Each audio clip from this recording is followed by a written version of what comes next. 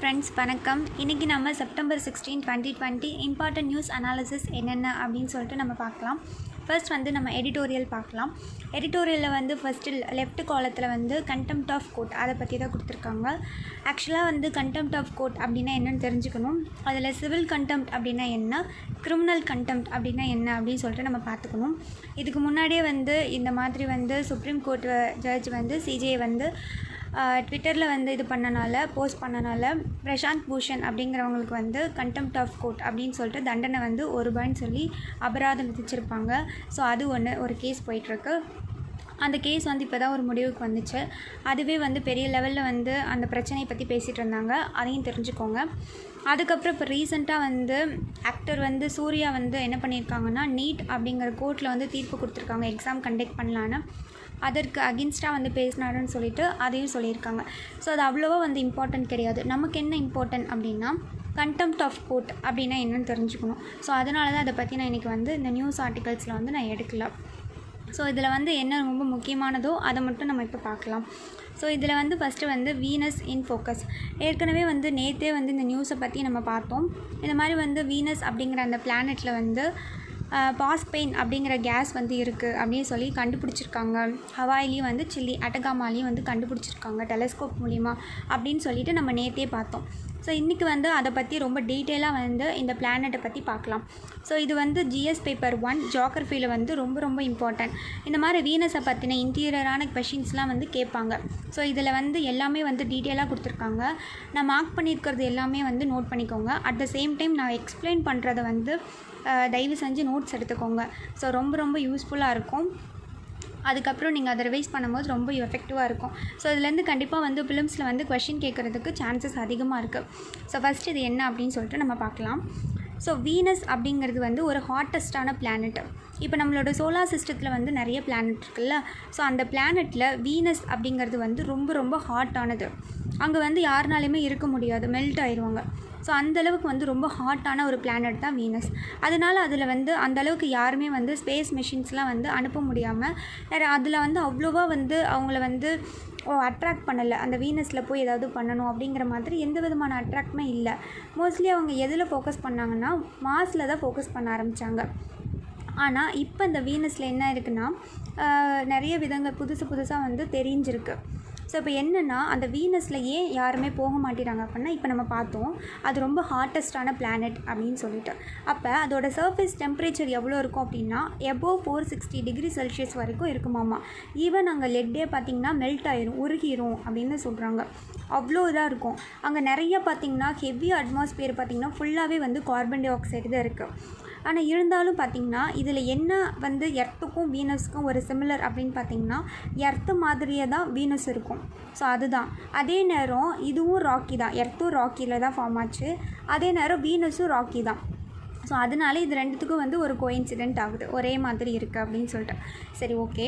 அப்போ இது நம்ம என்ன சொல்லுவோம்? அப்போ நாளைக்கு கொஷின் கேட்பாங்க, எது வந்து எர்த்து சிஸ்டர் பிளானட் அப்படின்னு கேட்டால் அது வீனஸ். ஏன்னா எர்த்து மாதிரியே இருக்குதுல்ல, அதனால் எர்த்து சிஸ்டர் பிளானட் அப்படிங்கிறது என்ன, வீனஸ் அப்படின்னு சொல்லியிருக்காங்க. அதுக்கப்புறம் இப்போ வந்து ஒரு 2011 என்ன பண்ணியிருக்காங்கன்னா, யூரோப்பியன் ஸ்பேஸ் ஏஜென்சி மிஷின் அப்படிங்கிறவங்க வந்து வீனஸ் எக்ஸ்பிரஸ் அப்படிங்கிற ஒரு சேட்டலைட்டை வந்து அனுப்புனாங்க. ஓசனில் வந்து கண்டுபிடிக்கிறதுக்காக அனுப்பியிருக்காங்க. அதில் பார்த்திங்கன்னா 3 ஆக்சிஜன் கார்பன்ஸ் வந்து ஆட்டம்ஸ் வந்து அங்கே இருக்குது அப்படின்னு சொல்லிட்டு கண்டுபிடிச்சிருக்காங்க. இது வந்து ஃபஸ்ட்டு வந்து ஒரு பயோமார்க்கர் அப்படி தானே. அங்கே இருக்குது அப்படின்னா ஒரு உயிரினங்கள் வாழறதுக்கு வந்து ஏதாவது சாத்தியம் இருக்குன்னு தானே அர்த்தம். இது ஃபஸ்ட்டாக கண்டுபிடிச்ச விஷயம். அதுக்கப்புறம் வந்து என்ன பண்ணாங்க அப்படின்னா, அது வந்து அதோட அப்பர் அட்மாஸ்பியரில் அப்படின்னு சொன்னாங்க.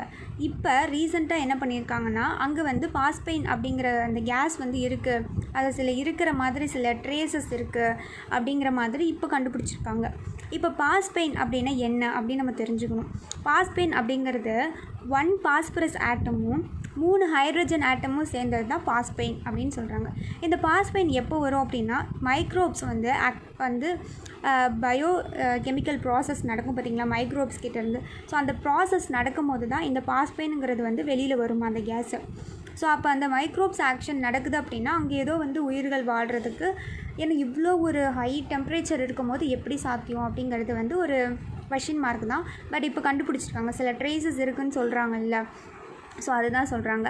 இதில் ரிசர்ச்சர்ஸ் வந்து என்ன எஸ்டிமேட் பண்ணியிருக்காங்கன்னா, அந்த பாஸ்பெயின் எங்கே இருக்கும்னா ஒவ்வொரு பில்லியன் அட்மாஸ்பியரில் மேலே போக போக அந்த வீனஸில் ஒவ்வொரு பில்லியனுக்கும் 20 பார்ட்ஸ் இருக்கும் அப்படின்னு சொல்கிறாங்க. 20 பார்ட்ஸ் பெர் பில்லியன். இந்த பாயிண்ட்ஸ்லாம் வந்து ரொம்ப இம்பார்ட்டன்ட், நோட் பண்ணி வச்சுக்கோங்க. ஸோ அப்படிங்கிற மாதிரி சொல்லியிருக்காங்க. ஸோ அதுக்கடுத்து வந்து இதை வந்து 2017 வந்து ஃபஸ்ட்டு வந்து இதை ஐடென்டிஃபை பண்ணாங்க, இது மாதிரி பாஸ்பெயின் இருக்குது அப்படிங்கிற மாதிரி. அதுக்கப்புறம் என்ன பண்ணாங்க, டெலஸ்கோப் யூஸ் பண்ணி ஹவாயில் வந்து இதை பற்றி படித்தாங்க. அதுக்கப்புறம் பார்த்திங்கன்னா திரும்பி இப்போ வந்து அட்டகாமா, இவங்க 2 பேருமே ஹவாயிலையும் சரி, அதுக்கப்புறம் அட்டகாமா சில்லியில் இருக்குல்ல, ஸோ அவங்களும் சரி 2 பேருமே என்ன பண்ணாங்க 2019 இப்போ ரிசர்ச் பண்ணதில் இந்த மாதிரி கேஸஸ்லாம் வந்து ட்ரேசஸ் இருக்குதுன்னு சொல்லிட்டு நேற்று சொன்னாங்க. ஸோ இதில் என்ன அப்படின்னா, இப்போ அது வந்து இப்போ ஓகே அந்த மாதிரி இருக்குது அப்படின்னா நம்ம என்ன பண்ணணும் அப்படின்னா, அங்கே இன்ஸ்ட்ருமெண்ட் மெஷர்மெண்ட்ஸ் பண்ணுறோன்னு வச்சுக்கோங்க, அங்கே போய் அதை மெஷர் பண்ணோம்னா இன்சைட்டோ தான் பண்ண முடியும். இன்சைட்டோ அப்படின்னா அந்த எந்த இடத்துல வந்து நம்ம எடுக்கிறோமோ அதே இடத்துல தான் பண்ண முடியும், மெஷர்மெண்ட் பண்ண முடியும். அதை தனியாக எடுத்துகிட்டு போய் இன்னொரு இடத்துல வச்சு டெஸ்ட் பண்ண முடியாது. ஸோ அதுதான் வந்து இன்சைட்டோ அப்படிங்கிற மாதிரி சொல்லுவாங்க. ஸோ அது மட்டும் இல்லாமல் அதோட சர்ஃபேஸ் டெம்பரேச்சர் அங்கே அதிகமாக இருக்குது. அது மட்டும் இல்லாமல் ரொம்ப டென்ஸாக இருக்குது அட்மாஸ்பியர். அங்கே வேறு பார்த்திங்கன்னா நேற்றே நான் சொன்னேன் சல்ஃபியூரிக் ஆசிட் இருக்கும், மேலே க்ளவுட்ஸு ஃபுல்லாக சல்ஃபியூரிக் ஆசிட் இருக்கிறதுனால வெறும் ஆசிட் ரெயின் தான் வரும். ஆசிட் ரெயினுக்கு ரொம்ப இம்பார்ட்டன்ட் என்ன, sulphuric acid one of the important. So அப்படிங்கிறப்ப ஃபுல்லாகவே வந்து ஆசிட் ரெயினாக வரும். அப்போ ஆசிட் ரெயினாக வந்துச்சுன்னா அதோட அந்த என்விரான்மெண்ட் எப்படி இருக்கும், ரொம்ப வந்து கரோசிவாக இருக்கும். அப்படி தானே, வெறும் ஆசிட் ரெயினாக இருக்கும் போது எப்படி இருக்கும், அப்படி தானே இருக்கும். ஸோ அந்த மாதிரி என்விரான்மெண்ட் வேறு அங்கே இருக்கும். அப்படிங்கிறப்ப நம்ம லேண்ட் ஆகிறத விட நம்ம என்ன பண்ணலாம் அப்படின்னா, ஏதாவது வந்து ஒரு ட்ரோன்ஸ் மாதிரி அந்த இது நம்ம வந்து இப்போ லேட்டஸ்ட்டாக கூட இப்போ ட்ரோன் கேமரா யூஸ் பண்ணுறாங்கல்ல, ஸோ அந்த மாதிரி வந்து ஒரு விஷயத்தை வந்து அனுப்பலாம். அப்படி இல்லை அப்படின்னா ஏதாவது பலூன்ஸ் அந்த மாதிரி பண்ணலாம், லேண்ட் ஆகிறதுக்கு பதிலாக இந்த மாதிரி செய்யலாம் அப்படின்னு சொல்கிறாங்க. ஏன்னா அது ஃபுல்லாகவே வந்து சல்ஃபியூரிக் ஆசிட்டாக நிறைய இருக்கிற இடம், அந்த இடத்துல லேண்ட் ஆகிறது வந்து அந்த அளவுக்கு சரியாக இருக்காது. ஸோ அப்படின்னு சொல்கிறாங்க. இந்த மிஷினை வந்து என்ன பண்ணியிருக்காங்கன்னா வீனஸ்க்காக நிறைய பிளான் பண்ணியிருக்காங்க. நாசாவும் பிளான் பண்ணியிருக்கு, இஸ்ரோவும் பிளான் பண்ணியிருக்காங்க. நாசா வந்து இந்த மிஷின் வந்து எப்போ அது பண்ணலான்ட்டு இருக்குன்னா நெக்ஸ்ட் இயர் பண்ணலான்ட்டு இருக்கு. இஸ்ரோ வந்து ஓகே ஒரு 2023 பண்ணலாம் அப்படிங்கிற மாதிரி சொல்கிறாங்க. பட் இந்த விஷயத்தை வந்து பண்ணணும் அப்படின்னா ஒரு கொலாபரேஷன் தான் கண்டிப்பாக வந்து ஒரு நல்ல ஒரு இம்ப்ரூவ்மெண்ட் இருக்கும். கொலாபரேஷன் பண்ணால் மட்டும்தான் இது வந்து ஒரு நல்ல ஒரு பாசிட்டிவான ஒரு எஃபெக்ட் வந்து கிடைக்கும். ஸோ அப்படிங்கிறது தான் வந்து இதில் சொல்கிறாங்க. ஸோ இதில் நீங்கள் வந்து சில முக்கியமான பாயிண்ட்ஸ்லாம் அவங்க சொல்லியிருக்காங்க வீனஸ் பற்றி என்னென்ன ப்ராபபிலிட்டிஸ்லாம் இருக்குதுன்னு சொல்லிட்டு. ஸோ அதை எல்லாத்தையும் வந்து தயவு செஞ்சு நோட் பண்ணி வச்சுக்கோங்க. ஜியோகிரஃபியில் வந்து ரொம்ப ரொம்ப இம்பார்ட்டன்ட், ஃபிலிம்ஸில் வந்து கண்டிப்பாக கேட்பாங்க.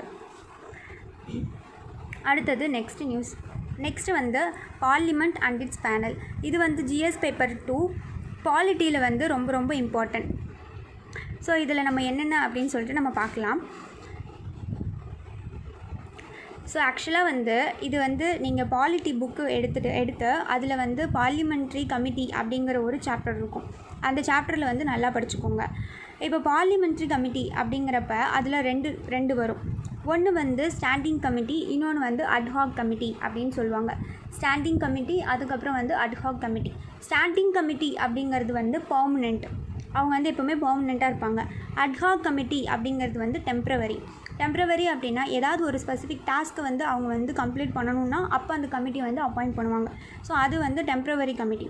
ஆனால் இதே ஸ்டாண்டிங் கமிட்டியில் வந்து எப்போவுமே பார்த்திங்கன்னா பர்மனெண்ட். ஸோ அந்த ஸ்டாண்டிங் கமிட்டிலேயே வந்து நிறைய கமிட்டிஸ் இருக்குது. அதில் ஒன்று தான் department related parliamentary standing committee அப்படின்னு அர்த்தம். ஸோ இந்த பார்லிமெண்ட்ரி ஸ்டாண்டிங் கமிட்டியோட டென்யூர் எத்தனை வருஷம் இருப்பாங்க அப்படின்னா 1 வருஷம் தான் இருப்பாங்க. இப்போ என்ன பண்ணியிருக்காங்கன்னா ராஜ்யசபாவோட சேர்மன் இருக்காங்களா, ராஜ்யசபாவோட சேர்மன்னா என்ன அர்த்தம், கண்டிப்பாக வந்து வைஸ் பிரசிடெண்ட் அப்படின்னு அர்த்தம். அவங்க வந்து வெங்கையா நாயுடு அப்படிங்கிறவங்க என்ன பண்ணியிருக்காங்கன்னா இந்த மாதிரி 1 வருஷம் அப்படின்னு இருந்ததை வந்து 2 வருஷமாக வந்து ஃபிக்ஸ்டு டென்யூர் கொடுக்கலாம் அப்படிங்கிற மாதிரி சொல்லியிருக்காங்க. ஸோ இந்த இதில் வந்து டிபார்ட்மெண்ட் ரிலேட்டட் பார்லிமெண்ட்ரி ஸ்டாண்டிங் கமிட்டியில் லோக்சபாவும் இருப்பாங்க, ராஜ்யசபாவும் இருப்பாங்க.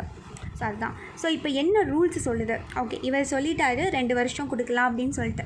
இப்போ ரூல்ஸ் வந்து என்ன சொல்லுது அப்படின்னா, இப்போ பார்த்தீங்கன்னா sub rule 4 of the rule 331D of the லோக்சபாவோட ரூல்ஸ் படியும் அதெல்லாம் ஞாபகம் வச்சுக்கோங்க. இந்த ரூல்ஸ்லாம் வந்து எழுதி வச்சுக்கோங்க. Sub rule 4 of rule 331D of the லோக்சபாவோட ரூல்ஸ் படியும், சப் ரூல் 3 ஆஃப் ரூல் 269 படி ராஜ்யசபா படி என்ன சொல்லியிருக்காங்க அப்படின்னா, the term of the office of the மெம்பருக்கு வந்து என்ன பண்ணக்கூடாது, 1 வருஷத்துக்கு மேலே எக்ஸ்டெண்ட் ஆகக்கூடாது அப்படின்னு சொல்லி ரூல்ஸ் கொடுத்துருக்காங்க. பட் இதில் என்ன ராஜ்யசபா சொல்ல வராங்க அப்படின்னா, இப்போ ராஜ்யசபாவோட டென்யூர் என்ன 6 இயர்ஸ் அப்படி தானே. அப்போ 6 இயர்ஸ் அப்படிங்கிறப்ப என்ன பண்ணுவாங்க, ராஜ்யசபாவோட டென்யூர் வந்து 6 வருஷம். அப்போ அந்த 6 வருஷத்தில் ஒவ்வொரு 2 வருஷத்துக்கு ஒரு தடவை என்ன பண்ணுவாங்க அப்படின்னா 3/1 1 மடங்கு என்ன பண்ணுவாங்க, அந்த மெம்பர்ஸை வந்து ரிட்டையர் பண்ணுவாங்க. வந்து அவங்கள வந்து ரிமூவல் பண்ணுவாங்க. அவங்களவே வந்து வாலண்டியராக வந்து ரிட்டையர்மெண்ட் எழுதி ரிட்டையர் பண்ணி அனுப்பிச்சி வச்சுருவாங்க. எப்படி ஒவ்வொரு 2 வருஷத்துக்கு ஒரு தடவை என்ன பண்ணுவாங்க, 3ல் 1 மடங்கு மெம்பர்ஸை வந்து வாலண்டியர் ரிட்டையர்மெண்ட்ஸ் வந்து பண்ண வைப்பாங்க. அது எந்த ரூலில் இருக்குது அப்படின்னா Class 1 of the article 83 of the constitution அதில் இருக்குது. ஓகேவா. ஸோ அதுக்கப்புறம் லோக்சபா இந்த மாதிரி ராஜ்யசபாவில் பண்ணுறாங்க. லோக்சபாவில் அப்படி கிடையாது. அது வந்து ஃபிக்ஸ்டு டென்யூர். ஃபிக்ஸ்டு டென்யூர்னால் என்ன வருஷம், என்ன அர்த்தம், 5 வருஷம் அப்படின்னு அர்த்தம். பட் அந்த 5 வருஷமும் அவங்களுக்கு கண்டிப்பாக வந்து கண்டிப்பாக இருக்குமா அப்படின்னா கிடையாது. சில நேரம் வந்து டிசால்வ் ஆகலாம். நோ கான்ஃபிடென்ட் மோஷன்லாம் கொண்டு வாங்க, நம்பிக்கை இல்லாத தீர்மானம்லாம் கொண்டு வந்தாங்க அப்படின்னா என்ன ஆகும், லோக்சபா வந்து கலைஞ்சிரும். அப்படி தானே. ஸோ அவங்களுக்கு வந்து அது வந்து ஃபிக்ஸ்டு டென்யூர் தான். பட் ஆனால் 5 வருஷம் மேபி கலைஞ்சாலும் கலையிறதுக்கு சான்சஸ் இருக்குது. அப்படி தானே. ஸோ இப்போ ராஜ்யசபா என்ன சொல்கிறாங்க அப்படின்னா, நாங்கள் வந்து இப்போ 1 வருஷத்துக்கு ஒரு தடவை வந்து ரெனிவல் பண்ணுவோம். பட் அது அந்தளவுக்கு கிடையாது. நாங்கள் எப்போ வந்து ரொம்ப முக்கியமானதெல்லாம் செய்வோம் அப்படின்னா ஒவ்வொரு 2 வருஷத்துக்கு அப்புறம், நான் சொன்னேன்ல 6 வருஷம்னா ஒவ்வொரு 2 வருஷத்துக்கு அப்புறமும் ரிட்டையர்மெண்ட் பண்ணிவிட்டு திரும்பி புதுசாக ஒரு எலெக்ஷன் வச்சு என்ன பண்ணுவாங்க, தேர்ந்தெடுப்பாங்க. ஸோ அப்போ தான் என்ன பண்ணுவாங்க அப்படின்னா இந்த மாதிரி வந்து நாங்கள் நிறையா விஷயங்களை வந்து கொண்டு வருவோம் அப்படிங்கிற மாதிரி சொல்கிறாங்க. இப்போ தான் என்ன பண்ணியிருக்காங்க, அந்த 2 வருஷத்துக்கு அப்புறம் முடிஞ்சிருச்சுல்ல, அது ஜூன் 2020 வந்து அந்த எலெக்ஷன் கண்டக்ட் பண்ணி சூஸ் பண்ணாங்க. இப்போ லோக்சபா அப்படிங்கிறது பார்த்திங்கன்னா 5 வருஷத்துக்கு ஒரு தடவை நார்மலாக நடக்கிற ஒரு விஷயம். பட்டு இந்த லோக்சபாவுக்கும் ராஜ்யசபாவுக்கும் பார்த்திங்கன்னா ரொம்ப மிஸ்மேட்ச் ஆகுது அப்படிங்கிறாங்க. ஏன் அப்படின்னா ராஜ்யசபா வந்து ஒவ்வொரு 2 வருஷத்துக்கு ஒரு தடவை என்ன பண்ணுவாங்க, எலெக்ஷன் வந்து கண்டக்ட் பண்ணிகிட்டே இருப்பாங்க ராஜ்யசபாவில். அப்போ லோக்சபாவில் என்ன பண்ணுவாங்க, 5 வருஷத்துக்கு ஒரு தடவை வந்து எலெக்ஷன் வந்து கண்டக்ட் பண்ணிகிட்டே இருப்பாங்க. அப்படி தானே. அப்போ இவங்க 2 பேரும் பார்த்திங்கன்னா எப்போ தான் வந்து ஒரே நேரத்தில் மீட் பண்ணுவாங்க அப்படின்னா 10 வருஷத்துக்கு ஒரு தடவை தான் மீட் பண்ணுவாங்க. அப்படி தானே. அப்போ தான் வந்து கோஇன்சிடென்ட் ஆகும் 2 பேர்த்துக்கும். 10 வருஷத்துக்கு ஒரு தடவை தான் 2 பேருமே வந்து 2 கமிட்டியில் இருக்கிறவங்களுமே என்ன பண்ணுவாங்க, 10 வருஷத்துக்கு ஒரு தடவை தான் மீட் பண்ணுற மாதிரி நடக்கும். அப்போ என்ன ஆகும் அப்படின்னா, அப்போ எப்போ மீட் பண்ணுவாங்க, லோக்சபா வந்து 5 வருஷம், அடுத்தது 2வது ரவுண்டில் தான் மீட் பண்ண முடியும். 10 வருஷம் கம்ப்ளீட் ஆகுமா அப்போ ராஜ்யசபா அப்படிங்கிறப்ப எப்போ வரும், 5 அப்படின்னா என்ன அர்த்தம், அதுவும் 10 வருஷம் முடியும் போது. அப்போ 2 பேருமே இதிலோட 10 வருஷம் இதில் 10 வருஷம் வரும்போது அப்போ 10வது வருஷத்தில் தான் 2 பேர்த்தோட கமிட்டியுமே என்ன பண்ணுவாங்க, மீட் பண்ணுற மாதிரி இருக்கும். அப்படி தானே. ஸோ அப்படி வரும்போது என்ன ஆகும், அப்போ 10 வருஷத்துக்கு ஒரு தடவை தான் மீட் பண்ணுற மாதிரி இருக்கும். இப்போ ராஜ்யசபாவோட ரூல்ஸ் பார்த்திங்கன்னா இந்த மாதிரி டென்யூரை பற்றி ஏதாவது இருக்கா அப்படின்னா ஃபிக்ஸ்டாக இருக்கா அப்படின்னு கேட்டாங்கன்னா கிடையாது. எந்த விதமான டென்யூருமே வந்து ஃபிக்ஸ்டாக கிடையாது. ஸோ இவங்க என்ன பண்ணுவாங்க, கான்ஸ்டியூஷனில் படி என்ன பண்ணுவாங்க, அவங்க வந்து மெம்பர்ஸாக இருப்பாங்க. அதுக்கப்புறம் புதுசாக வந்தோடனே அவங்க என்ன பண்ணுவாங்க, நாமினேட் பண்ணோடனே ஓகேன்னு சொல்லிட்டு அவங்க வந்து இதை போயிடுவாங்க. இவங்களை யார் வந்து அப்பாயிண்ட் பண்ணுவாங்க அப்படின்னா ராஜ்யசபாவில் பொறுத்த வரைக்கும் ராஜ்யசபாவுக்கு சேர்மேன் தான் அப்பாயிண்ட் பண்ணுவார். ஸோ இந்த கமிட்டியில் வந்து என்ன சொல்கிறாங்கன்னா, லோக்சபாவுக்கு ராஜ்யசபாவுக்குலாம் அந்த மாதிரி சொல்லலை. பட் ஆனால் லோக்சபாவுக்கு என்ன சொல்லியிருக்காங்க, அந்த டென்யூர் வந்து இருக்குது 1 வருஷம் அப்படிங்கிற மாதிரி சொல்லியிருக்காங்க. இப்போ இந்த மாதிரி departmental related parliamentary standing committee அப்படிங்கிற ஒரு விஷயத்தை வந்து எப்போ கொண்டு வந்தாங்க அப்படின்னா 1993 கொண்டு வந்தாங்க. அப்போ 17 தான் இருந்தாங்க. இப்போ 24 ஆயிடுச்சு. டிபார்ட்மெண்ட் வந்து 24 ஆயிடுச்சு. இந்த 24ல் ஒவ்வொன்றுலையுமே பார்த்திங்கன்னா மெம்பர்ஷிப் வந்து 31 இருக்காங்க. எவ்வளோ இருக்காங்க, 31 இருக்காங்க. அந்த 31 அப்படிங்கிறது வந்து 31 மெம்பர்ஷிப்பில் வந்து ஒவ்வொரு இதுலேயுமே வந்து 31 மெம்பர்ஷிப் இருப்பாங்க. ஸோ அதில் வந்து 10 பேர் வந்து ராஜ்யசபாலையும் 21 பேர் வந்து லோக்சபாலையும் இருப்பாங்க. அதில் எப்படி அப்படின்னா அதில் 240 மெம்பர்ஸ் வந்து ராஜ்யசபாவில் வந்து அந்த மெம்பர்ஸ் இருப்பாங்க, 504 வந்து லோக்சபா. ஸோ இதில் வந்து மினிஸ்டர்ஸ் வந்து இருக்க மாட்டாங்க, மெம்பர்ஸாக வந்து இருக்க மாட்டாங்க. அட் த சேம் டைம் வந்து சீனியர் மெம்பர்ஸ் இருக்க மாட்டாங்க. அதே நேரம் நோ எலிஜிபிள் எம்பிஸ் இருக்காங்கல்ல, அங்கே அவைலபிளாக இருக்கிற எம்பிஸ் வந்து அவங்களோட மெம்பர்ஷிப்பை வந்து வெளியில் போகவும் முடியாது. ஸோ அதுதான். அப்போ இவங்க என்ன பண்ணணும், 2 டியூட்டிஸ் வந்து அவங்க பார்க்குற மாதிரி இருக்கும், டபுள் டியூட்டிஸ் பார்க்குற மாதிரி இருக்கும். ஏன் அப்படின்னா இவங்க ஒரு மெம்பர்ஸை வந்து நாமினேட் பண்ணுறாங்க அப்படின்னா அவங்களோட ப்ரிஃபரன்ஸை வச்சு அவங்களோட எக்ஸ்பர்டீஸை தான் வந்து பேஸ்டு அந்த மாதிரி தான் வந்து பண்ணுவாங்க. அப்படி பண்ணும்போது அவங்க என்ன பண்ணணும், ரிட்டையர் ஆகிற வரைக்கும் அவங்க ஒர்க் பண்ணணும். அட் த சேம் டைம் வந்து அவங்க வந்து டிஸ்கண்டினியூ ஆகணும்னு நினச்சானாலும் ஓகே டிஸ்கண்டினியூ ஆகலாம். பட் அதோட பெனிஃபிட்ஸ் எல்லாமே வந்து எக்ஸ்பீரியன்ஸ் அண்ட் எக்ஸ்பர்டீஸ்க்கு வந்து கிடச்சிரும். அதான் சொல்கிறாங்க. இப்போ இங்கே வந்து டிஃப்ரெண்ட் டென்யூர் இருக்குது அப்படின்னு சொல்கிறாங்க. அப்படி தானே, இங்கே ஒரு டென்யூர் வேறு மாதிரி இருக்குது, இப்போ டிஃப்ரெண்ட் டென்யூராக இருக்குது. அப்போ இப்போ 2 ஹவுசஸ்லையுமே பார்த்திங்கன்னா ஒரே வருஷம் ஒரே 1 இயர் தான் அப்படிங்கிற மாதிரி தான் இப்போ வரைக்கும் இருந்துச்சு. இப்போ ராஜ்யசபாவில் வந்து 2 இயர்ஸ் வந்து எக்ஸ்டெண்ட் பண்ண சொல்லியிருக்காங்க. இப்போ ஸ்டாண்டிங் கமிட்டி அப்படிங்கிறது நம்ம ஆரம்பத்திலே பார்த்தோம், அது வந்து ஒரு பெர்மனெண்ட். அட்ஹாக் கமிட்டி தான் வந்து டெம்ப்ரவரி அப்படின்னு நான் சொன்னேன். அதை பாலிட்டி புக்கில் வந்து படிச்சுக்கோங்க தயவு செஞ்சு. இதில் என்ன வந்து ஒரு டிஃபிகல்ட்டிஸ் அப்படின்னா, இவங்க 2 பேர்த்துக்கும் வேறு மாதிரி வந்து இருக்குது. அப்படி தானே, 2 ஹவுஸ்லேயும் வேறு மாதிரி இருக்காங்க. 10 வருஷத்துக்கு ஒரு தடவை தான் வந்து என்ன பண்ண மாதிரி இருக்குது, மீட் பண்ணுற மாதிரி இருக்குது. ஸோ இந்த டென்யூரில் வந்து ஸ்டாண்டிங் கமிட்டி வந்து இருக்காங்க. ஸோ அதுதான் வந்து இதில் அவங்க சொல்கிறாங்க. ஸோ அதில் என்ன ஒரு ஆக்சுவலாக வந்து ஏன் இவர் வந்து இப்போ இப்படி பண்ணுறாரு அப்படின்னா, இப்போ இந்த கோவிட்-19 வந்து நிறையா வந்து அவங்களால வந்து எந்த விதமே பண்ணியிருக்க முடியாது. நிறைய டிபார்ட்மெண்ட்ஸ் ரிலேட்டடாக வந்து எதுவுமே அவங்களால வந்து பார்த்துருக்க முடியாது. ஸோ அதனால வந்து இப்போ அவங்களோட ஒர்க்கை வந்து எஃபிஷியண்ட்டாக பண்ணணும் அப்படிங்கிறதுக்காக இப்போ 1 இயரில் முடிஞ்சுன்னா அது எல்லாமே பெண்டிங்ஸில் ஆயிரும். ஸோ அவங்களுக்கு வந்து அடுத்து யாராவது கொண்டு வந்தாங்கன்னா அது சரியாக புரியாது. ஸோ அதுக்காக தான் வந்து இப்போ எக்ஸ்டெண்ட் பண்ணணும் அப்படிங்கிற மாதிரி சொல்லியிருக்காரு. ஸோ அதை பற்றி நம்ம தெரிஞ்சுக்கணும், ரொம்ப இம்பார்ட்டன்ட். ஸோ அடுத்தது வந்து எக்கனாமிக் டிசாஸ்டர் ஃபோர்டோல்ட். ஆக்சுவலாக இது வந்து ஜிஎஸ் பேப்பர் 3 எக்கனாமியில் வரும். ஸோ இதில் என்ன சொல்ல வராங்க அப்படிங்கிறத பற்றி நம்ம பார்க்கலாம். ஸோ இப்போ வந்து ரீசெண்டாக வந்து ministry of statistics and programme implementation அவங்க வந்து இப்போ ரீசெண்டாக வந்து ஆகஸ்ட் 31, 2020 என்ன பண்ணாங்கன்னா, ஜிடிபியோட கான்ட்ராக்ஷன் வந்து எந்த அளவுக்கு வந்து ஜிடிபி வந்து இந்த மாதிரி நமக்கு வந்து இந்த தடவை வந்து குறைஞ்சிருக்கு அப்படிங்கிற மாதிரி சொல்கிறாங்க. ஸோ இது வந்து வருஷம் விடுவாங்க. ஏப்ரல் ஜூனில் வந்து அந்த ரேஞ்சில் வரும். அந்த மாதிரி வந்து 2019 20 பார்க்கும்போது 23.9% வந்து ஜிடிபியில் வந்து கான்ட்ராக்ஷன் நடந்திருக்கு அப்படிங்கிற மாதிரி சொல்கிறாங்க. இந்த மாதிரி ஜிடிபியோட எஸ்டிமேஷன் வந்து குவார்ட்டர்லி எடுக்கிறவங்க யார் அப்படின்னா இவங்க தான் எடுப்பாங்க. ஸோ இது வந்து எப்போ இருந்து ஸ்டார்ட் பண்ணாங்கன்னா 1996 வந்து ஸ்டார்ட் பண்ணியிருக்காங்க. ஸோ இப்போ வந்து organisation for economic cooperation and development அப்படிங்கிறவங்க இந்தியாவோட ரியல் ஜிடிபி அப்படின்னா என்னென்னு தெரிஞ்சுக்கோங்க, நாமினல் ஜிடிபி அப்படின்னா என்னென்னு தெரிஞ்சுக்கோங்க, எதில் வந்து இன்ஃப்ளேஷனை வந்து கால்குலேட் பண்ணுவாங்க அப்படிங்கிறது வந்து நீங்கள் கமெண்ட் செக்ஷனில் வந்து கீழே சொல்லுங்கள். ஸோ இப்போ என்ன பண்ணியிருக்காங்க அப்படின்னா, இந்தியாவோட ரியல் ஜிடிபியோட கான்ட்ராக்ஷன் எப்படி இருக்குது அப்படின்னா, இப்போ அந்த ஏப்ரல் மே ஜூன் அந்த 2019 அப்புறம் ஏப்ரல் ஜூன் 2020 வந்து எல்லாத்த விட ஒரு நல்லா வந்து க்ரோ ஆகிற அந்த ஒரு 13 லார்ஜஸ்ட் எக்கனாமி இந்த வேர்ல்டுலேயே வந்து நம்மளோடது ரொம்ப வந்து கம்மியாக இருக்குது. பட் இதில் என்ன அப்படின்னா, சைனாவுக்கு வந்து அப்படி இல்லையா, அவங்களுக்கு வந்து ஒரு பாசிட்டிவாக இருக்குது. இந்த பீரியடில் வந்து 3.2% வந்து அவங்களுக்கு க்ரோவாக தான் இருக்குது அப்படிங்கிற மாதிரி சொல்கிறாங்க. ஸோ இதில் யார் வந்து ரொம்ப வந்து அஃபெக்ட் ஆகிருக்காங்கன்னா, அன்ஆர்கனைஸ்டு செக்டர் தான். அன்ஆர்கனைஸ்ட் செக்டர் தான் நம்ம இந்தியாவில் வந்து அதிகமாக கான்ட்ரிபியூட் பண்ணுறாங்க. ஸோ அவங்க தான் வந்து இதில் வந்து நம்மளோட இந்தியாவிலே வந்து ரொம்ப முக்கியமாக இருக்கிறவங்க அன்ஆர்கனைஸ்ட் செக்டர் தான். அந்த அன்ஆர்கனைஸ் செக்டர் தான் வந்து நம்ம நாட்டில் ரொம்ப அதிகமாக கான்ட்ரிபியூட் பண்ணுறவங்க தான் இந்த தடவை வந்து ரொம்ப அஃபெக்ட் ஆகிருக்காங்க. ஸோ இவங்களோடது பார்த்திங்கன்னா இவங்களோட அவுட்கம் வந்து எவ்வளோ அப்படின்னா 45% வரும். நம்ம ஒர்க்கிங் ஏஜ் நம்ம பாப்புலேஷன் நம்ம கண்ட்ரி வந்து ஒர்க்கிங் ஏஜ் பாப்புலேஷன். ஸோ இதில் வந்து 93% எம்ப்ளாய்மெண்ட் வந்து ஒர்க்கிங் ஏஜ் பாப்புலேஷன் ஒர்க்கிங் பாப்புலேஷனில் தான் இருக்காங்க. ஸோ இதில் என்ன சொல்கிறாங்க அப்படின்னா, இந்த பெஞ்ச்மார்க் அப்படிங்கிறத வச்சு தான் இது பண்ணுவாங்க இந்த மெத்தடாலஜியை. ஸோ இந்த என்டர்ப்ரனருக்கும் அந்த எம்ப்ளாய்மெண்ட்டோட சர்வே வந்து 5 இயர்ஸ் வந்து கண்டக்ட் பண்ணுவாங்க. ஸோ இப்போ என்ன ஆயிடுச்சு அப்படின்னா, அப்போ ரெஸ்ட் ஆஃப் த இயர் வந்து எதை வச்சு கால்குலேட் பண்ணியிருக்காங்க அப்படின்னா, நிறைய இன்ஃபர்மேஷன்ஸ்லாம் இப்போ ரீசெண்டாக நம்ம பார்த்தோம். இந்த மாதிரி வந்து இண்டெக்ஸ் ஆஃப் இண்டஸ்ட்ரியல் ப்ரொடக்ஷனில் வந்து இந்த மாதிரி கம்மியாயிருக்கு. வெறும் ஃபார்மாசூட்டிகல்ஸ் வந்து தான் க்ரோ ஆயிருக்கு. அதுக்கப்புறம் டொபேக்கோ ப்ராடக்ட்ஸ் தான் இன்க்ரீஸ் ஆயிருக்கு, மற்றது எல்லாமே வந்து டிக்ரீஸ் ஆயிருக்கு அப்படின்லாம் சொல்லியிருப்பாங்க. அவங்க சொல்கிற இப்போ ஹோல்சேல் ப்ரைஸ் இண்டெக்ஸ், அப்போ நேற்று கூட ரீட்டைல் ப்ரைஸ் இண்டெக்ஸ் வந்து ஓவர் இன்ஃப்ளேஷனாக இருக்குங்கலாம் சொல்லியிருப்பாங்க. அப்புறம் டேக்ஸ் கலெக்ஷன் அதை பேஸ் பண்ணி அவங்க என்ன பண்ணுவாங்க, கால்குலேட் பண்ணுறாங்க. ஸோ இப்போ வந்து நிறைய பார்த்திங்கன்னா ப்ரீவியஸில் பார்த்திங்கன்னா நிறைய வந்து டிமானிட்டைசேஷன் பண்ணாங்க. டிமானிட்டைசேஷன் பண்ணனால என்னாச்சு, பெரிய லெவலில் வந்து அஃபெக்ட் ஆச்சு. அப்படி தானே, பணத்தை வந்து இந்த மாதிரி 2000 ரூபாய் நோட்டு இதெல்லாம் வந்து இதாகாது அப்படின்னு சொன்னாங்கல்ல.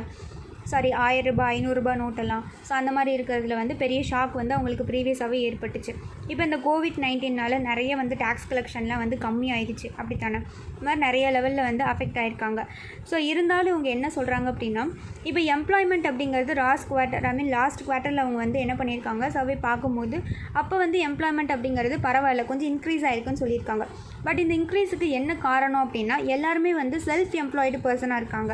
ஸோ அதனால தான் வந்து இன்க்ரீஸ் ஆகிருக்கு அப்படின்னு சொல்கிறாங்க. மற்றபடி வேறு எதுவும் இல்லை அப்படின்னு சொல்கிறாங்க.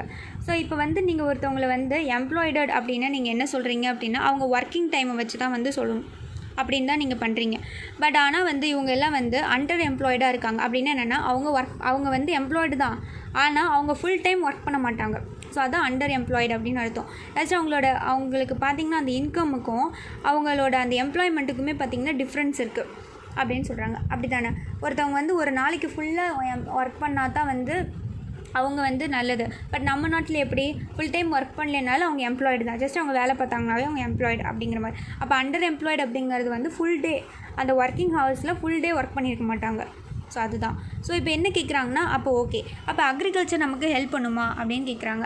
அப்போ ரியல் ஜிடிபி அப்படிங்கிறது பார்த்திங்கன்னா நம்ம இதில் வந்து ரொம்ப கம்மியாக இருக்குது, டிக்ளைன் ஆகிருக்கு. நிறைய செக்டர்ஸில் வந்து டிக்ளைன் ஆகிருக்கு. கன்ஸ்ட்ரக்ஷனில் பார்த்திங்கன்னா -50.3% தான் இருக்குது. Trade, hotel, transport, communication, service எல்லாத்துலேயுமே பார்த்திங்கன்னா -47% இருக்குது. அப்புறம் மேனுஃபேக்சரிங்கில் -39.3% இருக்குது. ஸோ இந்த மாதிரி எல்லாமே வந்து டிக்ளைன் ஆகிட்டே இருக்குது. எதனால? இந்த லாக்டவுனால் வந்து பெரிய லெவலில் வந்து யாரை அஃபெக்ட் பண்ணிச்சு? நான் அக்ரிகல்ச்சுரல் அன்ஆர்கனைஸ் செக்டர் தான் வந்து அஃபெக்ட் பண்ணியிருக்கு. அக்ரிகல்ச்சரில் இல்லாதவங்கள தான் வந்து ரொம்பவே வந்து அஃபெக்ட் பண்ணியிருக்கு. இந்த ஒன்லி செக்டர் பார்த்திங்கன்னா இந்த மாதிரி வந்து எந்த பிரச்சனையும் இல்லாமல் இருந்தது யாருக்கு அப்படின்னா அக்ரிகல்ச்சருக்கு தான். ஏன் அவங்களுக்கு எந்த பிரச்சனையும் வரல அப்படின்னா அவங்களுக்கு இந்த தடவை வந்து நல்ல மான்சூன் இருக்குது. ஏன் மான்சூன் இந்த தடவை நல்லா இருந்துச்சு? நம்ம எந்த விதமான இண்டஸ்ட்ரியல் ஆக்டிவிட்டீஸும் பண்ணலை, நம்ம வெளியிலே போகலை. அப்போ வெளியில் போகலைன்னா பொல்யூஷன் வந்து என்னாகும்? கம்மியாகும். அப்போ எல்லாமே வந்து கரெக்டாக இருக்கும்போது கிளைமேட் என்னாகும்? எந்த சேஞ்சஸும் நடக்காது. நார்மலாக எப்பயும் வர மாதிரி நமக்கு மான்சூன் வந்து நல்லா வரும். ஸோ அப்படி மான்சூன் நல்லா வந்தனால தான் என்ன ஆயிடுச்சு அப்படின்னா இந்த தடவை வந்து நல்லபடியாக வந்து அக்ரிகல்ச்சர் வந்து ப்ரொடக்ஷன் இருந்துச்சு. ஸோ அதனால் வந்து இந்த தடவை வந்து ஏப்ரல் ஜூன் 2019 அந்த ஏப்ரல் ஜூன் 2020 3.4% வந்து நல்லா க்ரோ ஆகிருக்கு அப்படின்னு சொல்கிறாங்க. ஓகே, என்ன தான் க்ரோ ஆனாலும் இந்த அக்ரிகல்ச்சர்னால் நம்மளோட எக்கனாமி வந்து திரும்பி கொண்டு வர முடியுமா, ரெக்கவர் பண்ண முடியுமா அப்படின்னு கேட்டால் கிடையாது அப்படின்னு சொல்கிறாங்க. ஏன் அப்படின்னா அக்ரிகல்ச்சரை மட்டும் வச்சு நம்மளால் எதுவுமே பண்ண முடியாது. ஏன்னா அக்ரிகல்ச்சரோட அவுட்கம் என்னமோ அதிகமாக தான் வருது. ஆனால் அந்த அக்ரிகல்ச்சர் அந்த பண்ணுறாங்கள அவங்களுக்கு பார்த்திங்கன்னா இன்கம் அவ்வளோவா வரல. ஏன் அப்படின்னா நிறைய அன்ஆர்கனைஸ் செக்டர் தான் நம்ம இதில் இருக்காங்க. அவங்கக்கிட்ட காசு இல்லை, அவங்கக்கிட்ட பர்ச்சேசிங் பவர் இல்லை. அப்படி இல்லாதப்ப அவங்கக்கிட்ட காசே இல்லாதப்ப அவங்க எப்படி போய் பொருளை வாங்கி சாப்பிடுவாங்க? அப்போ அக்ரிகல்ச்சரில் என்ன தான் உற்பத்தி வந்தாலும் இவங்கக்கிட்ட காசு இருக்கணும்ல. அதுதான் வந்து இப்போ ஒரு பெரிய வந்து ஒரு ட்ராபேக்காக இருக்குது. ஸோ அதுதான் வந்து இவர் இங்கே சொல்கிறாரு. இப்போ இன்னமும் பார்த்திங்கன்னா நம்மளோட இந்தியாவில் வந்து எக்கனாமி வந்து ரொம்ப மோசமாக இருக்குது. அப்படி தான் நம்ம பேண்டமிக்கில் வந்து ரொம்ப மோசமாக இருக்குது. ஆனால் எக்கனாமி இப்போ தான் வந்து மோசமாக இருக்கா அப்படின்னு கேட்டால் கிடையாது. ஒரு லாஸ்ட் கப்புள் ஆஃப் 2 இயர்ஸாகவே வந்து மோசமாக தான் இருக்குது. இயர் பை இயர் பார்த்திங்கன்னா நம்மளோட ஜிடிபி எப்படி இருக்குது? கொஞ்சம் கொஞ்சமாக வந்து என்ன ஆகிட்டு இருக்குது? ஸ்லோவாக வந்து டிக்ளைன் ஆகிக்கிட்டே தான் இருக்குது. 2017 பார்த்திங்கன்னா இவ்வளோ 7.6 இருந்துச்சு. அதுக்கப்புறம் இப்போ 2020 என்ன சொல்லியிருக்காங்க? 3.3 தான் இருக்குது. ஸோ இந்த அளவுக்கு வந்து நமக்கு ரொம்பவே வந்து மோசமாக இருக்குது. அப்போ இதில் வந்து நிறைய விதமான பிரச்சனைகள் போடும்போது இதில் ஏற்கனவே வந்து நிறைய பிரச்சனை வந்து இப்போ நம்ம ஃபேஸ் பண்ணலை, முன்னாடி இருந்தே ஃபேஸ் பண்ணிட்டு தான் இருக்கோம். இப்போ நவம்பர் 2016 என்ன பண்ணாங்க? டிமானிட்டைசேஷன் பண்ணாங்க. 500, 1000 ரூபாய் நோட்டெல்லாம் வந்து செல்லாது அப்படிங்கிற சொன்னாங்க. அது வந்து பெரிய ஷாக்கு. அப்படி தானே? அதுக்கப்புறம் பண்ணாங்க. அந்த ஷாக்லேயே வந்து நம்ம இன்னுமே வந்து மீண்டு வரல. அதுக்குள்ளே என்ன பண்ணாங்க? 2017 வந்து ஜிஎஸ்டி அப்படிங்கிற ஒரு விஷயத்தை கொண்டு வந்தாங்க. அது பெரிய ஷாக்கு. ஏற்கனவே நம்ம வந்து ரொம்ப ஷாக்கான நிலைமையில தான் இருக்கோம். ஆல்ரெடி வந்து நம்ம எந்த நிலைமையில் இருக்கோம்? ஷாக்கான நிலைமை. இப்போ நம்மளை வந்து என்ன பண்ணிட்டாங்க? இந்த லாக்டவுன் வேறு நமக்கு வந்து கொடுத்து அந்த பேஷண்ட்டை மொத்தமாக வந்து கோமாக்கு அனுப்புன மாதிரி ஆயிடுச்சு அப்படிங்கிற மாதிரி அவங்க சொல்கிறாங்க. ஸோ இதெல்லாம் வந்து நம்மளை எப்படி வந்து ரெக்கவர் பண்ணணும் அப்படின்னு கேட்டால் இது வந்து ரெக்கவர் ஆகுமா அப்படின்னா தியரிட்டிக்கலாக சொன்னால் ரெக்கவர் ஆகும். பட் ப்ராக்டிக்கலாக சொன்னால் ரெக்கவர் ஆகாது. ஏன் அப்படின்னா நம்ம கவர்மெண்ட் வந்து எதில் வந்து அவங்க இன்ட்ரெஸ்ட்டு செலுத்த மாட்டேறாங்க அப்படின்னா நம்மளோட புவரோட எக்கனாமியில் வந்து இன்ட்ரெஸ்ட்டு செலுத்த மாட்டேறாங்க. ஸோ அதுதான் ஒரு பெரிய விஷயம். அவங்க எதில் வந்து ரொம்ப ஃபோக்கஸ் பண்ணுறாங்கன்னா இண்டஸ்ட்ரியலிஸ்ட்டுக்கு தான் வந்து ரொம்ப ஃபோக்கஸ் பண்ணுறாங்க. இப்போ முகேஷ் அம்பானி அப்படிலாம் இருக்காருன்னா அவர் நம்மளோட வேர்ல்டுலேயே வந்து 4வது பணக்காரர் லிஸ்ட் ரிச்சஸ்ட் பர்சனாக இருக்கார். அவர் டே பை டே பார்த்திங்கன்னா அவர் பணக்காரர் தான். அப்போ அதனால் வந்து இந்த மாதிரி நடக்கல, அவருக்கு எந்த விதமான ஒரு லாஸ்மே கிடைக்க போகிறதில்ல. ஸோ நம்மளோட இதில் தான் வந்து அவங்க ஃபோக்கஸ் பண்ணணும். ஸோ அவங்கள வந்து ட்ரான்ஸ்ஃபார்ம் பண்ண சொல்லலை. அவங்க என்ன சொல்கிறாங்க? இந்த ரியாலிட்டி கொஞ்சம் ஸ்ட்ரென்தன் பண்ணுங்கள் அப்படின்னு தான் சொல்கிறாங்க. ஏன்னா கவர்மெண்ட் வந்து நிறைய இது வந்து டிக்ளேர் பண்ணியிருக்காங்க பார்லிமெண்ட்டில். பட் அவங்க ஈவன் பார்த்திங்கன்னா நிறைய பேர் மைக்ரண்ட் ஒர்க்கர்ஸ்லாம் பார்த்திங்கன்னா அவங்க ஊர்லேருந்து வேறு ஊருக்கு போயிட்டுருப்பாங்க. அவங்களுக்கு வந்து அவங்க இறந்தாங்கன்னா அதுக்கு பே பண்ணவே இல்லை. ஏன்னு கேட்டால் அவங்க என்ன சொல்கிறாங்கன்னா எங்ககிட்ட வந்து அந்தளவுக்கு வந்து டேட்டாஸ்லாம் இல்லை அப்படிங்கிற மாதிரி சொல்கிறாங்க. இது கேட்கும்போது ஒரு பெரிய கிரைசிஸ் தான் நம்ம நாட்டில் வந்து ஏற்படுது அப்படின்னு சொல்லிட்டு அவர் சொல்லியிருக்காரு. அடுத்த நியூஸ் வந்து forecast of heavy rains raise concern about kharif crops. So இது ஜியாகிரஃபிலையும் வரும், நம்ம என்விரான்மெண்ட் ஜிஎஸ் பேப்பர் 1 ஜியாகிரஃபிலையும் வரும். At the same time GS paper 3 என்விரான்மெண்ட்லேயே பார்த்துக்கலாம். ஸோ இதில் என்ன சொல்கிறாங்க அப்படின்னா இந்த டைம் வந்து மான்சூன் சீசன். ஸோ மான்சூன் சீசனில் வந்து கேரிஃப் க்ராப்ஸ் வந்து வரும், அப்படி தானே? மான்சூன் சீசனில் தான் நம்ம என்ன பண்ணுவோம், கேரிஃப் க்ராப்ஸ் வந்து, ஏன்னா அது வந்து அதிகமாக வந்து தண்ணி தேவைப்படும். ஸோ அப்போ இந்த தடவை வந்து அதிகமாக வந்து ரெயின் வந்தனால கேரிஃப் க்ராப்ஸ் வந்து எப்போவுமே வந்து தண்ணி ஒரு அளவுக்கு இருந்தால் தான் அது ஓகே.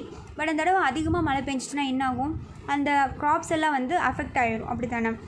ஸோ இப்போ என்ன இருக்குன்னா, இந்த ஹெவி ரெயின் வந்து எங்கே இருக்குன்னா சென்ட்ரல் அண்டு வெஸ்ட். ஆக்சுவலாக இது south west monsoon. So south west monsoon அப்படிங்கிறப்ப இந்த சமயத்தில் தான் இந்த சமயத்தில் தான் வரும். ஸோ அதுதான் வந்து அப்போ தான் நம்ம வந்து கேரிஃப் க்ராப்ஸ் போடுவோம். ஸோ இப்போ வந்து சென்ட்ரல் போர்ஷனுக்கும் வெஸ்டர்னில் தான் வந்து இது ரொம்ப வந்து அதிகமாக இருக்குது. நிறையா க்ராப்ஸ் வந்து லாஸ் ஆகிருக்கு அப்படின்னு சொல்கிறாங்க. என்னென்ன க்ராப்ஸ் அப்படின்னு பார்த்திங்கன்னா ரைஸு, கார்ன், அதுக்கப்புறம் பார்த்திங்கன்னா காட்டன், அதுக்கப்புறம் சோயா பீன்ஸ், அதுக்கப்புறம் சுகர் கேன், இது எல்லாமே வந்து போடுறாங்க. ஸோ இதில் வந்து இந்த ரெயின் வந்து இந்த தடவை வந்து ஜூனில் பார்த்திங்கன்னா ஒரு 17% அதிகமாக வந்திருக்கு. ஜூலையில் பார்த்திங்கன்னா 10% வந்து ஆவரேஜை விட கம்மியாக இருக்குது. அதுக்கப்புறம் திரும்பி வந்து ஆகஸ்ட்டில் என்ன ஆயிடுச்சு, மான்சூனில் பிக் பண்ணதுனால என்ன ஆயிடுச்சுன்னா ஆவரேஜை விட 27% வந்து ரொம்ப அதிகமாக இருக்குது. ஸோ இந்த பாயிண்ட் வந்து நம்ம நோட் பண்ணி வச்சுக்கணும். அப்போ ஹெவி ரெயின் வந்து ஆகஸ்ட்டில் வந்தனால என்ன ஆயிடுச்சு அப்படின்னா ரொம்ப டேமேஜில் இருக்குது. எதுக்கு அப்படின்னா காட்டன், அப்புறம் பல்சஸ், அப்புறம் சோயா பீன்ஸ்லாம் பார்த்திங்கன்னா நிறைய க்ராப்ஸுக்கு வந்து சில டேமேஜ் வந்து ஏற்பட்டிருக்கு அப்படின்னு சொல்கிறாங்க. இப்போ இந்த மாதிரி வந்து ரெயின் வந்து வந்துச்சு அப்படின்னா எக்ஸ்டென்சிவாக டேமேஜ் வந்து இந்த மந்தில் வந்து ஏற்படும் அப்படிங்கிற மாதிரி சொல்கிறாங்க. பெரிய லெவலில் பார்த்திங்கன்னா இந்த மாதிரி சோயா பீன்ஸு, பீனட் இதுக்கெலாம் வந்து அஃபெக்ட் ஆகும் அப்படிங்கிற மாதிரி சொல்லியிருக்காங்க. ஸோ அதுதான் வந்து இதில் வந்து நம்ம நோட் பண்ண வேண்டிய விஷயம். எந்தெந்த டைமில் எவ்வளோ வந்திருக்கு, விட இப்போ கொஞ்சம் பரவாயில்லையா மான்சூன். ஸோ அதெல்லாம் வந்து நம்ம வந்து கண்டிப்பாக வந்து தெரிஞ்சுக்கணும். ஸோ அது வந்து ரொம்ப ரொம்ப இம்பார்ட்டன்ட். ஸோ அடுத்தது வந்து இந்தியன் எக்கனாமி ட்விஸ்டிங் 9% இன் financial year 21 says Asian development bank. So இது வந்து எக்கனாமியில் வந்து பேப்பர் 3ல் வரும். ஸோ இப்போ என்ன இருக்குது அப்படின்னா நம்ம COVID-19 அந்த பிரச்சனையை வந்து நம்ம ஃபேஸ் பண்ணுறதுனால இந்த தடவை 9% வந்து ஸ்ட்ரிங்க் ஆகிருக்கு. ஸோ இது யார் சொல்கிறாங்கன்னா ஏஷியன் டெவலப்மெண்ட் பேங்க் சொல்கிறாங்க. ஸோ இதில் நீங்கள் என்ன பண்ணணும் அப்படின்னா ஏஷியன் டெவலப்மெண்ட் பேங்க் அப்படின்னா என்ன அப்படின்னு சொல்லிட்டு நீங்கள் நோட்ஸ் எடுத்து வச்சுக்கணும். ஸோ இந்த 2020 வந்து அப்டேட் பண்ணியிருக்காங்க. இது ஸ்ட்ராங் வந்து ரெக்கவரி ஆகணும் அப்படின்னா ஜிடிபி வந்து 8% அப்படிங்கிற மாதிரி க்ரோயிங் பை 8% ஆகணும் அப்படிங்கிற மாதிரி சொல்லியிருக்காங்க. இதில் வந்து நம்ம அதிகமாக வந்து ரொம்ப வந்து ஸ்ட்ரிக்டாக வந்து நம்ம லாக்டவுன் போட்டிருக்கோம் இந்த பேண்டமிக்னால. ஏன் அப்படின்னா ரொம்ப அதிகமாக வந்து ஓவராக வந்து COVID-19 வந்து வந்துட்டு இருந்துச்சு அப்படிங்கிறதுக்காக கம்மி பண்ணணுங்கிறதுக்காக தான் லாக்டவுன் போட்டோம். பட் இதில் என்ன ஆயிடுச்சு அப்படின்னா எக்கனாமிக் ஆக்டிவிட்டி வந்து ரொம்ப சிவியராக வந்து இம்பாக்ட் ஆகிருக்கு. இப்போ ரீசெண்டாக வந்து ரொம்ப குளோபல் லெவலில் வந்து ரேட்டிங்ஸ் கொடுத்தாங்க. இப்போ மோடிஸ் கொடுத்தாங்க, அப்புறம் ஃப்ரிட்ஜ் அவங்க கொடுத்தாங்க. மோடிஸில் என்ன சொன்னாங்க, 11.5% அப்படிங்கிற மாதிரி சொன்னாங்க நம்மளோட கரண்ட் ஃபிசிக்கல். அண்ட் தென் வந்து ஃப்ரெஞ்ச் அப்படிங்கிறவங்க என்ன சொல்லியிருக்காங்க, அவங்களும் வந்து இவங்க 2 பேருமே பார்த்திங்கன்னா ஒரு குளோபல் லெவலில் வந்து ஏஜென்சிஸ். இவங்க வந்து நம்மளோட எப்படி இருக்குது, நம்மளோட ஃபிசிக்கல் நிலைமை எந்த மாதிரி இருக்குது கரண்ட் அப்படிங்கிற மாதிரி அவங்க சொல்லுவாங்க. ஸோ இந்த டேட்டாஸ் வந்து நோட் பண்ணி வச்சுக்கோங்க. அதே நேரம் இவங்க சொன்னது ஏஷியன் டெவலப்மெண்ட் பேங்க் அவங்க சொன்னதையும் நோட் பண்ணி வச்சுக்கோங்க. அப்படின்னா என்னன்னு தெரிஞ்சுக்கோங்க. அடுத்தது வந்து exports fall 12.7% trade deficit ஈசஸ் to $6.77 billion அப்படின்னு சொல்லியிருக்காங்க. இப்போ என்ன இருக்குது அப்படின்னா எக்ஸ்போர்ட்ஸ் வந்து ரொம்ப ஃபால் ஆகிருக்கு. அது மட்டும் இல்லாமல் ட்ரேட் டெஃபிசிட் ஆகிருக்குன்னு சொல்லியிருக்காங்க. ட்ரேட் டெஃபிசிட் அப்படின்னா என்ன அர்த்தம் அப்படின்னா எக்ஸ்போர்ட் வந்து கம்மியாக இருக்கணும், இம்போர்ட் வந்து அதிகமாக இருக்கணும். ஸோ அப்படி இருந்தால் தான் அது பேர் ட்ரேட் டெஃபிசிட் சொல்லுவோம். எக்ஸ்போர்ட் அதிகமாக இருந்து இம்போர்ட் கம்மியாக இருந்துச்சு அப்படின்னா அது வந்து சர்ப்ளஸ் அப்படின்னு அர்த்தம், ட்ரேட் சர்ப்ளஸ் அப்படின்னு அர்த்தம். ஸோ இந்தியாவோட எக்ஸ்போர்ட் பார்த்திங்கன்னா இந்த மாதிரி 12.7% இந்த மாதிரி ஆகஸ்ட் மாதம் வந்து இருந்திருக்கு அப்படின்னு சொல்கிறாங்க. ரொம்பவே வந்து ரொம்ப டிக்ளைன் ஆகிருக்கு. நம்மளால் வந்து பெட்ரோலியம் வந்து இது பண்ண முடியல, இன்ஜினியரிங் கூட்ஸு, அப்புறம் நிறைய வந்து அந்த ஜெம்ஸ், அதுக்கப்புறம் ஜுவல்லரி ஐட்டம்ஸ் இது எல்லாமே வந்து இந்த மாதிரி ஆயிருக்கு. இம்போர்ட்டும் பார்த்திங்கன்னா கம்பேர் பண்ணும்போது இப்போ பரவாயில்ல. பட் இந்த தடவை வந்து நம்ம ரொம்ப ஓவராக வந்து ஃபோக்கஸ் பண்ண இம்போர்ட்ஸ் என்னென்னா, இப்போ கோல்டு பார்த்திங்கன்னா ஆகஸ்ட் சமயத்தில் வந்து 3.7 பில்லியன் வந்து இருந்திருக்கு. ஆனால் இதே வந்து 2019 ஆகஸ்ட்டில் பார்க்கும்போது கோல்டு வந்து எவ்வளோ இருக்குன்னா 1.36 மில்லியன் தான் வந்து நம்ம என்ன பண்ணியிருக்கோம், இம்போர்ட் பண்ணியிருக்கோம். பட் இந்த தடவை வந்து அதிகமாக போயிருக்கு. ஸோ அதுதான் வந்து இதில் ஃபோக்கஸ் பண்ணியிருக்காங்க. ஸோ அடுத்தது வந்து foreign direct investment FDI of 1 billion flowed from China to over 1600 firms. இது வந்து எக்கனாமி பேப்பர் 3ல் வந்து ரொம்ப இம்பார்ட்டன்ட். ஸோ இதில் என்ன சொல்ல வராங்க அப்படின்னா ஃபாரின் டைரக்ட் இன்வெஸ்ட்மெண்ட் வந்து கிட்டத்தட்ட வந்து 1 பில்லியன் எங்கே இருக்குது அப்படின்னா சைனா கிட்டேருந்து நம்ம கண்ட்ரிக்கு கிட்டத்தட்ட வந்து 1600 கம்பெனிஸ்க்கு வந்திருக்கு அப்படிங்கிற மாதிரி சொல்கிறாங்க. அதுதான் வந்து இதில் மென்ஷன் பண்ணியிருக்காங்க. அதுவும் பார்த்திங்கன்னா 2016 2020 மார்ச்க்குள்ளே வந்து இந்த மாதிரி நடந்திருக்கு. 1 பில்லியன் பக்கம் சைனா கிட்டேருந்து தான் நமக்கு வந்திருக்கு அப்படின்னு சொல்கிறாங்க. ஸோ இது வந்து முழுக்க வந்து சைனீஸ் கம்பெனிஸ் முழுக்க யாருக்கு வந்து லார்ஜாக வந்து இன்வெஸ்ட் பண்ணியிருக்காங்கன்னா எக்ஸ்பெஷலி வந்து ஸ்டார்ட் அப்ஸ்க்கு தான் அப்படின்னு சொல்கிறாங்க. இந்த எஃப்டிஏ வந்து இந்த மாதிரி ஃப்ளோ ஆகிருக்கிறது வந்து கொடுத்துருக்காங்க. ஸோ இதில் வந்து 46 செக்டர்ஸ் இருக்குது. எந்தெந்த செக்டர்ஸில் அப்படின்னா ஆட்டோமொபைல் இண்டஸ்ட்ரீஸில், அப்புறம் வந்து printing books, electronics service, electrical equipments, இவங்க தான் பார்த்திங்கன்னா கிட்டத்தட்ட 100 மில்லியன் வந்து வாங்கியிருக்காங்க. ஃபாரின் டைரக்ட் இன்வெஸ்ட்மெண்ட் வந்து அவங்கக்கிட்ட வந்து வாங்கியிருக்காங்க அப்படின்னு சொல்கிறாங்க. அதுக்கப்புறம் பார்த்திங்கன்னா ஆட்டோமொபைல் இண்டஸ்ட்ரீஸ் தான் வந்து அதிகமாக கிட்டத்தட்ட 172 பார்த்திங்கன்னா மில்லியன் வாங்கியிருக்கு. சர்வீஸ் செக்டர் பார்த்திங்கன்னா 139.65 மில்லியன்ஸ் வந்து இருக்குது அப்படின்னு சொல்கிறாங்க. ஸோ இதில் நம்ம தெரிஞ்சுக்க வேண்டிய விஷயம் என்னென்னா, சைனா கிட்டேருந்து ஃபாரின் டைரக்ட் இன்வெஸ்ட்மெண்ட் வந்து நமக்கு வந்து நிறைய வந்திருக்கு அப்படிங்கிற விஷயம் தெரிஞ்சுக்கணும். ஏன்னா நம்ம ஃபாரின் டைரக்ட் இன்வெஸ்ட்மெண்ட்டை வச்சு தான் நம்ம என்ன பண்ணியிருக்கோம், ஈஸ் ஆஃப் டூயிங் பிஸ்னஸில் வந்து வேர்ல்டு பேங்க் ரிலீஸ் பண்ணதில் நம்ம வந்து நல்ல ஸ்கோரிங் ரேங்க்கில் இருக்கோம். ஸோ அதனால் வந்து இதை நம்ம கண்டிப்பாக வந்து என்ன பண்ணணும், தெரிஞ்சுக்கணும், ரொம்ப இம்பார்ட்டன்ட். ஸோ அடுத்தது வந்து China have massively deployed troops along LAC. So line of actual control அப்படிங்கிறத பற்றி நம்ம ரொம்ப நாளாகவே வந்து தெரிஞ்சுக்கிட்டு இருக்கோம். ஸோ இதை பற்றி வந்து ஒரு 3 days பிஃபோர் தான் வந்து அதுக்கு ஒரு சொல்யூஷன் வந்து 5 பாயிண்ட் சொல்யூஷன் வந்து கொண்டு வந்தாங்க டிஃபென்ஸ் மினிஸ்டர் எல்லாம் சேர்ந்து. ஸோ இது வந்து என்ன சொல்கிறாங்க அப்படின்னா, ஃபாரின் அஃபேர்ஸ் மினிஸ்டர்ஸ் எல்லாருமே சேர்ந்து ஒரு சொல்யூஷன் கொண்டு வந்தாங்க. இனிமேல் இந்த மாதிரி நடந்துக்க வேணாம், பீஸாக போயிடலாம் அப்படிங்கிற மாதிரி சொன்னாங்க. ஸோ இப்போ என்ன பண்ணியிருக்காங்கன்னா, திரும்பி வந்து அங்கே வந்து நிறைய ட்ரூப்ஸ்லாம் வந்து அங்கே சைனீஸ் ட்ரூப்ஸ் எல்லாம் வந்து அங்கே வந்திருக்காங்க எல்ஐசியில் அப்படிங்கிற மாதிரி சொல்லியிருக்காங்க. ஸோ இது வந்து என்னென்னா, இதில் நீங்கள் தெரிஞ்சுக்க வேண்டிய விஷயம் என்ன அப்படின்னா, நிறைய அக்ரிமெண்ட்ஸ் வந்து 1993 நிறைய அக்ரிமெண்ட்ஸ் போட்டிருக்கோம். 1996 இந்த மாதிரி நிறைய அக்ரிமெண்ட்ஸ் வந்து அவங்கக்கிட்ட வந்து நம்ம போட்டிருப்போம். ஸோ அதெல்லாம் என்னென்ன அக்ரிமெண்ட்ஸ் அப்படின்னு சொல்லிட்டு அது எல்லாத்தையும் வந்து நம்ம எழுதி வச்சுக்கணும். ஏன்னா இது இன்டர்நேஷ்னல் ரிலேஷன் பேப்பரில் ஜிஎஸ் பேப்பர் 2ல் வந்து கண்டிப்பாக கேட்பாங்க. அதில் வந்து நெய்பரிங்கை பற்றியும் தெரியணும். அதே நேரம் இப்போ வந்து நமக்கு வந்து ரொம்ப ப்ராப்ளம் போயிட்டுருக்கு. ஸோ அதனால் நான் வந்து கண்டிப்பாக இந்த சைனாவை பற்றி கேட்குறதுக்கு வந்து வாய்ப்பு இருக்குது. இந்தியா சைனா பார்டர் டிஸ்பியூட்ஸை பற்றி கண்டிப்பாக தெரிஞ்சுக்கணும். எங்கெங்கே பார்டர் டிஸ்பியூட்ஸ் இருக்குது, அருணாச்சல் பிரதேஷில் பார்டர் டிஸ்பியூட்ஸ் இருக்குது, அதுக்கப்புறம் இந்த லடாக்கில் அக்ஷய் செயினில் பார்டர் டிஸ்பியூட்ஸ் இருக்குது, ஈஸ்டர்னு சென்ட்ரல் வெஸ்டர்ன் சொல்லிட்டு எல்லா பக்கமே பார்டர் டிஸ்பியூட்ஸ் இருக்குது. எந்தெந்த ஸ்டேட்ஸ்லாம் பார்டர் டிஸ்பியூட்ஸ் ஏற்பட்டுருக்கு, அருணாச்சல் பிரதேஷில் இருக்குது, அப்புறம் சிக்கிமில் இருக்குது, அப்புறம் வந்து ஹிமாச்சல் பிரதேஷில் இருக்குது, உத்தரகாண்டில் இருக்குது, அப்புறம் வந்து லடாக், இந்த மாதிரி எல்லா ரீஜன்லேயுமே எங்கெங்கே பிரச்சனை இருக்குது, இதுக்காக என்னென்ன அக்ரிமெண்ட் போட்டாங்க, ஸோ அதை பற்றி எல்லாமே வந்து நம்ம என்ன பண்ணணும், கண்டிப்பாக வந்து தெரிஞ்சுக்கணும். ஸோ என்னது அந்த பேங்காங் தீசோ லேக்னா என்ன, அதில் வந்து எவ்வளோ வந்து பேங்காங் தீசோ லேக்கில் வந்து இந்தியா வந்து 1/3 தான் இருக்குது, ஆக்குபை பண்ணியிருக்கு. சைனா வந்து 2/3 இருக்குது.